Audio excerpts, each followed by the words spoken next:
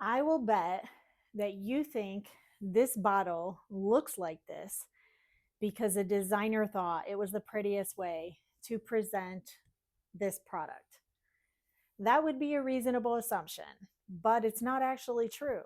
Retail packaging is not designed to look beautiful in your home. It's designed to win a competition, and that competition happens on the store shelf. And once you see that clearly, a lot of things about everyday products start to make more sense. Most of us never think about the environment where packaging is born. We see the bottle, we see the color, the logo, and we assume those decisions were made because someone thought they were visually pleasing. But the real question isn't, is this beautiful? The real question is, will someone notice this in 3 seconds or less on a store shelf? Because that's the environment retail packaging lives in.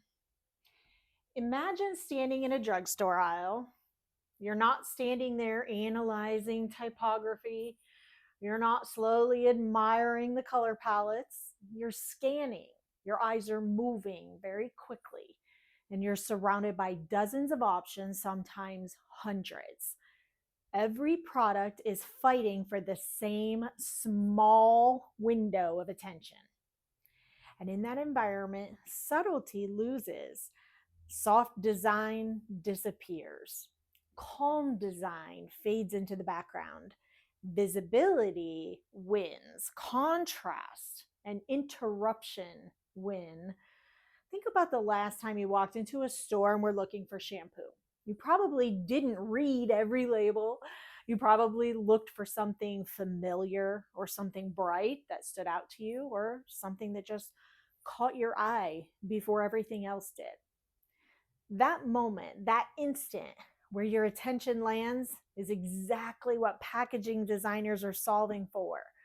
Not long term visual harmony in your home, immediate recognition and acceptance. So, designers use specific tools, bright color blocks, high contrast, large fonts, pictures of fruits and flowers on the labels, multiple claims printed directly on the front and the back, images that communicate scent or benefit instantly. Everything is optimized for speed, speed of recognition, speed of decision, speed of movement from shelf to hand to cart. And here's the part that many people don't stop to consider.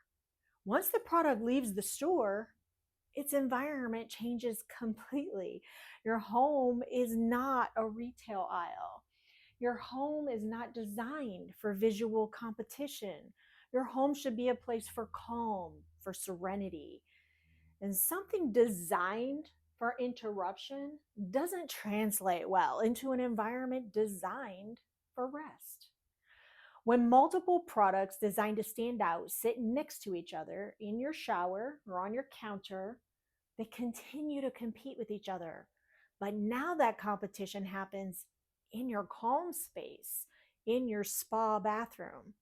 And you begin to see all the different colors shouting at you at once, different label styles, different shapes. And even when everything is clean and organized and technically perfectly arranged, something still feels off. Have you ever cleaned your space and you put everything back? It's tidy. You got shampoos here and conditioners there. They're all arranged properly, but it still felt incomplete, like something was out of order. That's often not an organization problem, it's a design intention problem. And this isn't a criticism of the packaging itself. These products are doing exactly what they were designed to do. They succeeded, they made it into your home. The competition should have ended when you chose them, but it didn't. And just because something arrives packaged in a certain way doesn't mean that's how it has to live in your home, in your shower, in your space. Retail packaging solves a problem of purchase. Your home solves a problem of experience. And those two are completely different goals and often opposing. Think about how much information is printed on most of these bottles. You have claims, Kira system, and argan oil. You have benefits, frizzy, dry, unmanageable hair, ingredients, long lists of ingredients and promises. That information is important when you're deciding to buy something. But once you've made that decision, most of it becomes unnecessary for daily use. You already know what it is. You already trust it enough to use it. You visually, all of that information remains, even though you don't need it anymore, competing for your attention long after its job has been finished. So the question is, what happens when you allow the battle for attention to end at the store on the shelf? What happens when your home stops being a place where everything is trying to stand out and becomes a place where things can belong together instead, where visual calm is intentional, where nothing needs to shout at you anymore?